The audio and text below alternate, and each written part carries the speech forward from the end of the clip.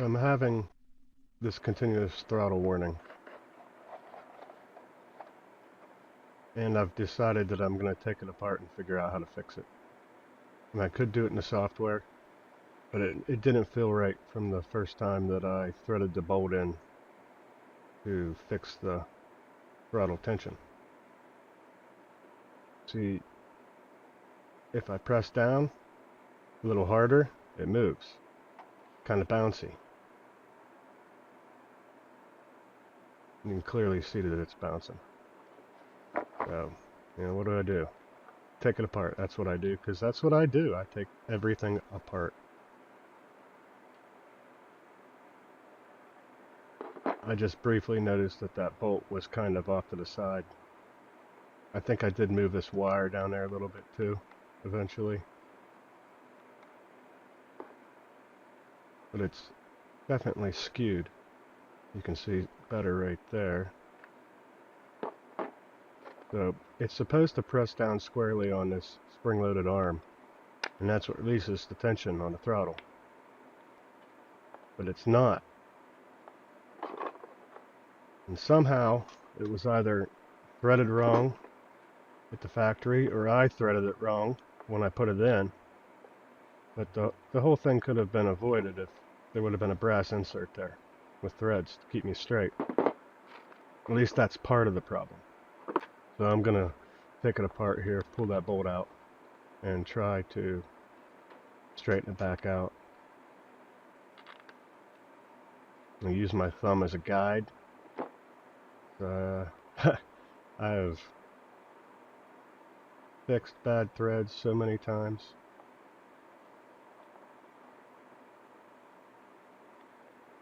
And it seems like it's going to work, so I just keep going. And it does work. It centers up and it catches threads that it should be on.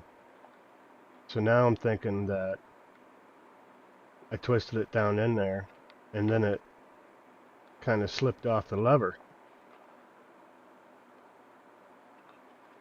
Maybe the specs aren't quite so up to par. And then I'm also thinking, oh, I could just disable that lever by removing that little spring. But I wasn't sure if I could reattach it to the bottom portion again, so I didn't do it. And you can see right here, maybe you can see where the bolt slid off the lever and actually went behind the gimbal there and made an indentation in the plastic. So how do I fix this? And my solution is going to be, I'm going to file the bolt flat, because it has a chamfer around the edge to help you thread it into the plastic threads easier. But that chamfer also lets you slip right off the side of the lever if it's just a little bit off. And I grabbed this little fingernail file that I keep for stuff, and that ain't gonna work, so I cheated. And I used a grinder and I ground it down flat, and then I cleaned it up with some sandpaper, making sure that it was as flat as I could possibly make it. There's also that dimple in the end, and I would have thought that there would have been something to receive that dimple on that lever, but there's not. Anyway, I threaded it in backwards from the rear just because I did that, and I didn't want to fight with trying to find a thread. It probably would have went right in anyway. It's plastic. It doesn't.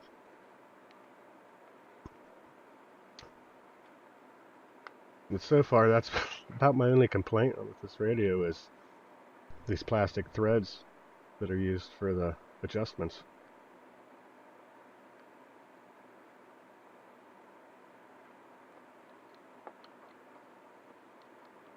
So I'm going to loosen it up and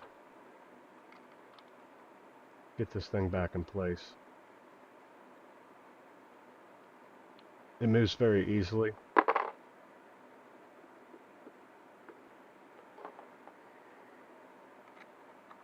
And I found that when I threaded it back in this time to relieve the tension, it felt different. It didn't feel like it did the first time. And it actually worked really well and fairly quickly. I was impressed. I was like, oh, well, that's how it's supposed to work.